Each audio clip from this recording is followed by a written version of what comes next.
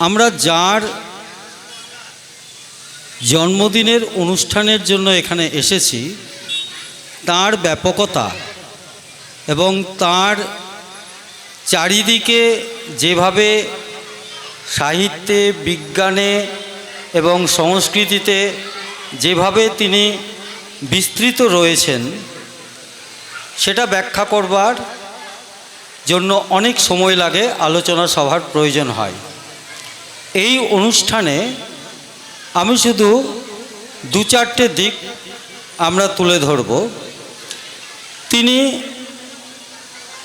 একজন জমিদার বংশের সন্তান হয়েও তার ছোটবেলা থেকে পড়া এবং জানার যে আগ্রহ তার কোনো সীমা ছিল না, এবং এই বংশের মানুষ হয়েও তিনি শিক্ষক হিসাবে এবং অধ্যাপক হিসাবে তিনি যে ব্যবহার তার ছাত্র এবং তার যে কলিগ অর্থাৎ সহকর্মী তাদের সঙ্গে যে ব্যবহার করতেন সেটাতে কখনো কোনো রকম অহংকার, দাম্ভিকতা প্রকাশ পায়নি। এমনকি তিনি যখন অধ্যক্ষ ছিলেন তখনও তিনি নিজের জন্য কোনো আলাদা ঘরে বসতেন না। তাকে যখন অনুরোধ করা হতো যে আপনার জন্য তো একটা আলাদা ঘর রয়েছে, আপনি সেখানে কেন বসবেন না, উনি বললেন যে আমি নিজেকে একটা ঘরের মধ্যে বন্দি করতে চাই না, আমি সবার মধ্যে থাকতে চাই। সেই জন্য তিনি সবার মধ্যে থাকার পরিকল্পনা নিয়েই সবার সঙ্গে মিলেমিশে তিনি থাকতেন। সবথেকে বড় কথা, সে সময় ইংরেজ আমলে সমস্ত পরীক্ষা এবং পাঠ্য বিষয় ইংরেজিতেই পড়াশোনা করতে হতো। এটা তিনি জানতেন যে আমাদের এই বাংলার ছেলেমেয়েদের ইংরেজি বিষয়ের কিছুটা সীমাবদ্ধতা রয়েছে। ইংরেজ আমলে ইংরেজি পড়াশোনা হবে এটা খুব স্বাভাবিক কথা। বিশেষ করে যে বিষয়েই পরীক্ষা দিই না কেন, সেটা বিজ্ঞান হোক, বাংলা হোক বা অন্য কোনো সাহিত্য হোক, সব কিছুরই প্রকাশ পেতে গেলে আমাদের ইংরেজি মাধ্যমেই পড়াশোনা করতে হতো, শুধুমাত্র ব্যতিক্রম বাংলা ভাষাটা ছাড়া। এই জন্য তিনি কি করতেন, ছাত্রদের যখন পড়াতেন তিনি আগে সেই বিষয়টিকে বাংলায় ভালো করে বুঝিয়ে দিতেন। বাংলায় বোঝানোর সময় তিনি ভালো করে এটা খেয়াল রাখতেন যে কেউ তার পড়ার প্রতি মনোযোগ রাখছে কি না, তিনি যেটা পড়াচ্ছেন সেটা মনোযোগ রাখছে কি না। এবং যদি তিনি লক্ষ্য করতেন যে কেউ মনোযোগ রাখছেন না, তখন তিনি একবারও ভাবতেন না যে সে পড়াতে অমনোযোগী। তিনি নিজেই ভাবতেন আমি বোধহয় ঠিকঠাক বোঝাতে পারছি না। সেই জন্য তিনি তাকে বকাবকি না করে তার কাছ থেকে ডেকে নিয়ে তাকে আলাদা করে জিজ্ঞাসা করে নিতেন যে তো কোথাও বুঝতে অসুবিধা হচ্ছে কিনা। এই রকমই ছিলেন তিনি। অর্থাৎ যতক্ষণ না তিনি যা বলতে চাইছেন সে বিষয়টি ছাত্রদের মধ্যে যতক্ষণ না যাবে ততক্ষণ তিনি এই বিষয়ে অধ্যাপনা করে যেতেন।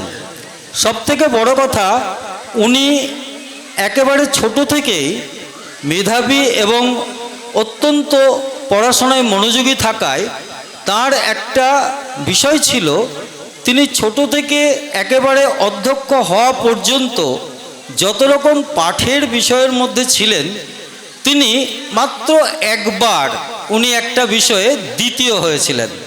এছাড়া তিনি সব বিষয়ে প্রথম ছিলেন এবং তিনি বৃত্তি পেতেন, স্কলারশিপ পেতেন। যেবার তিনি দ্বিতীয় হয়েছিলেন সেটা ছিল তার একটা গুণেরই একটা অংশ।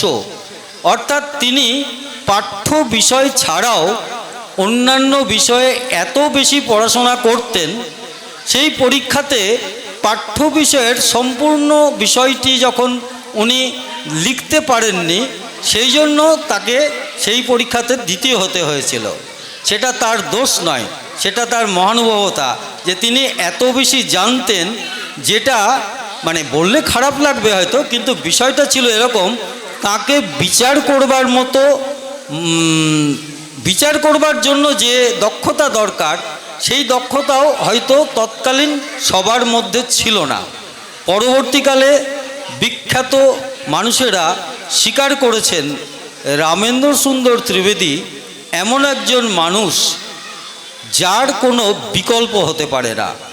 এবং স্বয়ং রবীন্দ্রনাথ ঠাকুর তিনি যখন খুব অসুস্থ ছিলেন সে সময় এসে বলেছিলেন, তোমার কর্মের মধ্যেই তুমি জীবন, তুমি সারা জীবন কর্ম করে গেলে এবং কর্মের জন্যেই তুমি নিজের জীবনকে অতিবাহিত করেছো, এই জন্য তোমাকে আমি কর্মবীর ছাড়া কিছু বলতে পারি না।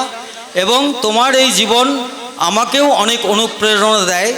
সেই জন্য রবীন্দ্রনাথ ঠাকুর স্বীকার করেছিলেন যে এই রকম মহিষী মানুষ আমাদের মধ্যে রয়েছেন এবং তার যে বিভিন্ন বই বিজ্ঞান চর্চায়, সাহিত্য চর্চায়, দর্শনে, রসায়নে, সমস্ত দিকে যেভাবে তিনি বই লিখেছেন এবং ছাত্র জীবনে যে বই পাঠ করে তারাও পরবর্তীকালে বড়োভাবে প্রতিষ্ঠা পেয়েছেন, তার জন্য আমরা তাকে আজকের দিনে স্মরণ করব।